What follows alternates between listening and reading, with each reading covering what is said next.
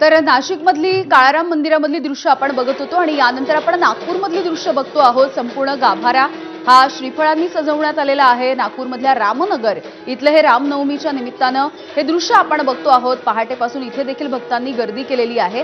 इथून माहिती देतील आमचे प्रतिनिधी रजत वशिष्ठ आहेत आपल्या सोबत। रजत, आपण बघतो आहोत की आता प्रभू श्रीरामांचं दर्शन अनेकांना होताना दिसतं आहे आणि अखंड रामनामाचा जप सध्या या मंदिरामध्ये सुरू आहे। निश्चितच यामिनी नागपुरातील विविध राम मंदिरांमध्ये सध्या राम जन्मोत्सव साजरा केला जात आहे। सध्या मी महाल परिसरात जोशी राम मंदिरामध्ये आणि जवळपास 350 वर्षाची परंपरा या ठिकाणी राम जन्मोत्सवाची आहे आणि आता बालरूपी श्रीरामांना विधिवत परंपरेनुसार आंघोळ घातली जात आहे आणि त्यानंतर त्यांना पाळण्यात बसवून राम जन्मोत्सव साजरा केला जाणार आहे। परंपरेनुसार आणि अगदी महाराष्ट्रीयन पद्धतीनुसार जोशी राम मंदिरामध्ये हा राम जन्मोत्सव साजरा केला जातो। शिवाय पोद्दारेश्वर राम मंदिरामध्ये विशेष पूजन करण्यात येणार आहे आणि सोबतच तिथे 17,000 नारळांची आरास करण्यात आली आहे। त्यामुळे नागपुरातील विविध राम मंदिरांमध्ये सध्या राम जन्मोत्सवाचा उत्साह आहे आणि रामभक्त मोठ्या संख्येने विविध मंदिरांमध्ये पोहोचलेले आहेत। यामिनी अगदी रजत, धन्यवाद माहितीसाठी। तर अयोध्येमध्ये उद्या हा राम जन्मोत्सव सोहळा साजरा होणार आहे। मात्र सध्या राज्यभरामध्ये या सगळ्याचा उत्साह दिसतो आहे। यंदा 2 दिवस रामनवमीचा हा जल्लोष आपल्याला बघायला मिळेल आणि राम जन्मला ग सखी राम जन्मला असं म्हणत आता प्रभू श्रीरामांचं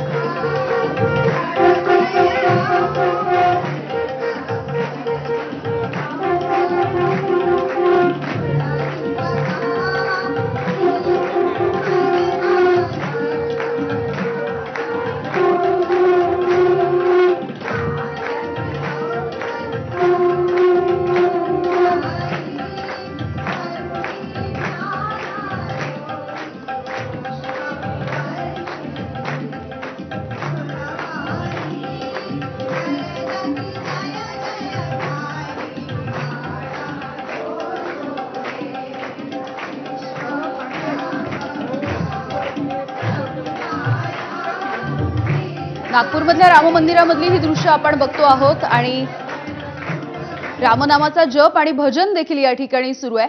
आताची दृश्य आहेत पुण्यामधल्या तुळशी बागेतलं हे मंदिर आहे। या राम मंदिराला देखील आकर्षक अशी फुलांची सजावट करण्यात आली आहे। वैशिष्ट्य म्हणजे मागच्या 265 वर्षांपासून या ठिकाणी राम जन्मोत्सव साजरा होतोय। इथला आढावा घेता आहेत आमच्या प्रतिनिधी शिवानी पांढरे सध्या आपल्या सोबत आहेत। शिवानी, राज्यासह देशभरामध्ये सध्या रामनवमी साजरी होतीये। पुण्यामधली दृश्य देखील आपण बघतो आहोत। एक वेगळ्या पद्धतीचा सोहळा सध्या सुरू आहे या ठिकाणी। पेशवेकालीन हे तुळशी बागेतलं राम मंदिर आहे आणि अत्यंत सुंदर पद्धतीनं हे राम मंदिर रामनवमीसाठी सजवण्यात आलं आहे आणि एवढंच नाही तर पेशवेकालीन असल्यामुळे इथे जे पेशव्यांचे वंशज आहेत त्यासोबतच अनेक पुणेकर आहेत ते देखील या ठिकाणी हजेरी लावत आहेत, रामाचं दर्शन घेतात आणि महत्वाचं म्हणजे तुळशी बाग हा परिसर गजबजलेला परिसर आहे आणि त्याच्या मध्ये असलेलं हे विसाव्यासाठी असलेलं हे पेशवेकालीन मंदिर आपण बघतोय। एवढंच नाही तर संपूर्ण हे मंदिर पद्धतीने सजवण्यात आलं आहे आणि रामाचं रूप आपण जे बघतोय ते विलोभनीय रूप आहे। 12:40 हे सगळं जे आहे ते रामाचा जन्म होईल आणि त्याच्यानंतर जन्मोत्सव या ठिकाणी मोठ्या उत्साहाने साजरा होईल। पण त्याच्या आधीची जी आहे ती आपण संपूर्ण मंदिरांमध्ये बघतोय. पेशव्यांचे जे वंशज आहे ते या ठिकाणी येऊन गेले आहे आणि त्यासोबतच तुळशीबागवाले ज्यांचं हे मंदिर आहे ते देखील या ठिकाणी उपस्थित आहे. त्यांचं अख्खं कुटुंब या ठिकाणी उपस्थित आहे. दरवर्षी मोठ्या उत्साहानं या मंदिरात मोठ्या उत्साहाने असू देत किंवा तेवढ्याच मंगलमय वातावरणात या मंदिरात राम जन्मभूमी किंवा राम जन्म साजरा केला जातो आणि तसाच राम जन्म 12:40 होणार आहे. त्यासाठीची संपूर्ण तयारी आहे ती झाल्याचं आपल्याला पाहायला मिळते. यामिनी. अगदी शिवानी, धन्यवाद माहितीसाठी. तर ही दोन दृश्य आपण बघतो आहोत, पुण्यातली आणि नागपूरमधली. पुण्यातलं लाकडी बांधकाम असणारं हे मंदिर आहे, तुळशीबागेतलं मंदिर, आणि त्यानंतर ही जी दृश्य आहेत ती नागपूरमधली दृश्य आहेत.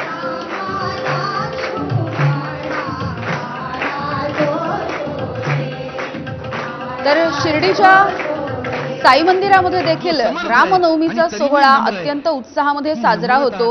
अनेक पालख्या, अनेक दिंड्या या रामनवमीच्या निमित्तानं शिर्डीमध्ये पोहोचलेल्या बघायला मिळाल्या. हळकुंड आणि पिवळा होणारा मनुष्य नम्र व्हायची शक्यता आहे का? कोणी लुंगा सुंगा जाऊ द्या, हो थोडं थांबा म्हणू द्या, मी कोण आहे कळत नाही का? हे मारुतरायांकडे पाहिल्याशिवाय मला कळणार. धीर कसा आहे? लक्ष्मणाचं केलेलं वर्णन आहे, ती सीतेचं अपहरण झालं आणि आपले ट्रेसेस लागावेत म्हणून सीतेने आपले सगळे दागिने काढून टाकले खाली. मी कुठल्या मार्गाने मला नेलं हे कळावं म्हणून. तर सीतेच्या गळ्यातला दागिना सापडल्यानंतर रामचंद्र विचारतात, म्हणजे लक्ष्मणा हे मला दिसत नाहीये. किती तरल भावना आहे रामायणामध्ये. रामचंद्रांना तो दागिना का दिसत नाहीये याची कारण मीमांसा वाल्मिकींनी केली आहे. रामाचे डोळे अश्रूंनी डबडबलेत. अश्रूंनी डबडबल्यानंतर दृश्य दिसतं का? नाही दिसत. ते डबडबलेल्या डोळ्यांनी रामचंद्र तो दागिना बघतायत आणि लक्ष्मणा अरे मला दिसत नाहीये म्हणले दागिना. हा सीतेचाच आहे का बघ. लक्ष्मणाने मान खाली घातली, म्हणले दादा वहिनी गळ्यात काय घालते मला माहित नाही. नाहम जानामी केयुरे नाहम जानामी कुंडले नूपुरे त्वेव जानामी नित्य पादाभिवंदनात. मला वहिनी बाजूबंद कुठले घालते माहित नाही, मला वहिनी गळ्यामध्ये काय घालते माहित नाही. रोज नमस्कार करताना तिचे पैंजण दिसतात म्हणून तेवढे फक्त पैंजण मला माहिती आहेत. ही भूमिका जपणारा धीर आम्हाला रामायण वाचल्याशिवाय समजेल का? भाऊ कसा असावा, बाप कसा असावा, राजा कसा असावा, भक्त कसा असावा